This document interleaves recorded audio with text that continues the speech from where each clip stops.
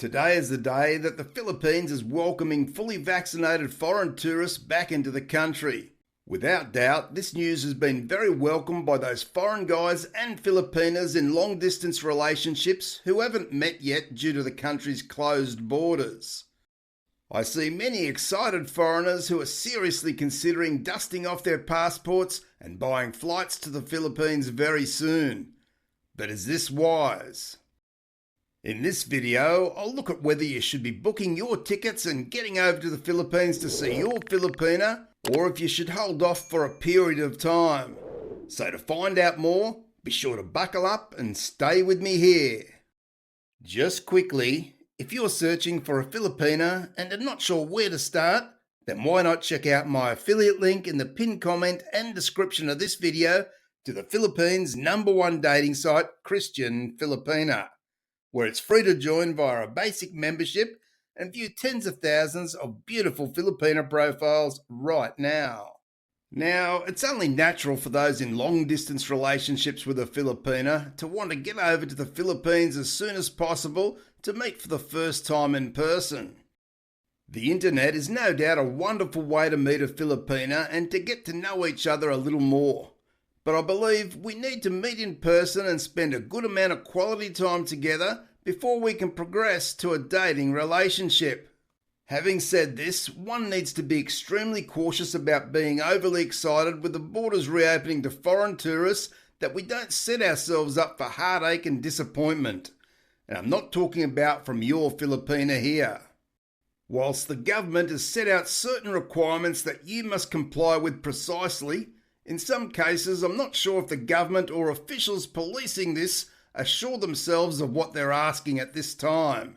Like with most changes in the Philippines, there's bound to be teething problems in the initial stages at least, now the country has reopened. The ones who'll suffer from these teething problems will be the Filipinas waiting to finally be with their boyfriend, but more so, the foreign guys who may get refused boarding onto his plane, or even worse, if he arrives in the Philippines to be refused entry because he may not have complied exactly, or perhaps even the rules had changed. Sadly, I have no doubts that we're going to see a lot of disappointed and even angry people over the next month or two, but I do hope I'm wrong here. When one looks at the various requirements, you can see where the potential problems will most likely come from. If you look at the One Health Pass site, you'll see there was already some changes over the past few days which would require people to update their registration if they completed it before the changes. And sadly, anyone who's not aware of this may think that they're all good to go until they get told otherwise at the airport. Another issue that I'm not sure the Philippines considered was the time it may take to get an RT-PCR test back. Some countries, I'm hearing, you can do them at the airport and have the result back within an hour and ready to upload to your One Health Pass. Whilst I'm hearing in other countries, there's no guarantee they can get these results back within 48 hours. I can just imagine the many guys sweating at the airport in their country, waiting for the results, and the disappointment and frustration if they couldn't board their flight as a result. The other thing that one needs to be very careful around is that you have good enough travel insurance as per the Philippines guidelines to allow entry into the Philippines. Now, my understanding is that your coverage here must be a minimum of $35,000 US. And I know there are plenty of good policies out there that include more than this, plus COVID coverage. So be sure to shop around for the best deal that complies with what the Philippines is asking.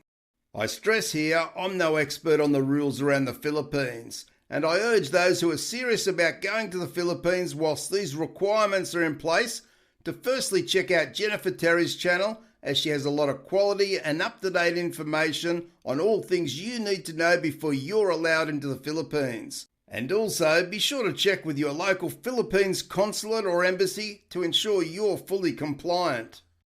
Now, I'm sure there are many other things that could potentially stop you from entering the Philippines at this time, but the last one I'll bring to your attention is around your country's proof of vaccination certificate. The Philippines has made reciprocal agreements with 2 or 3 dozen countries where they'll accept those certificates.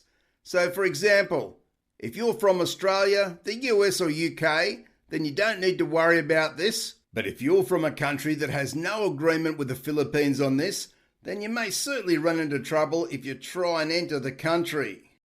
So if you're not sure if your country has an agreement with the Philippines, then check out my video called One Health Pass What You Need to Know, as I have a list there. But be aware that this list could change at any time, so it may be wise to check with the embassy around this. After all this, if you're still keen to fly to the Philippines in the next couple of months, then I wish you well. But be sure to check, double check, and even triple check everything to make sure that you have no issues. I'm certainly keen to see what happens, and I'd love to hear from those of you who either refused entry or had various difficulties, as your experiences can certainly help others. And equally, if you had no or very little issues at all, then I'd love to hear from you guys as well. Thanks for watching, and I'll see you in the next video.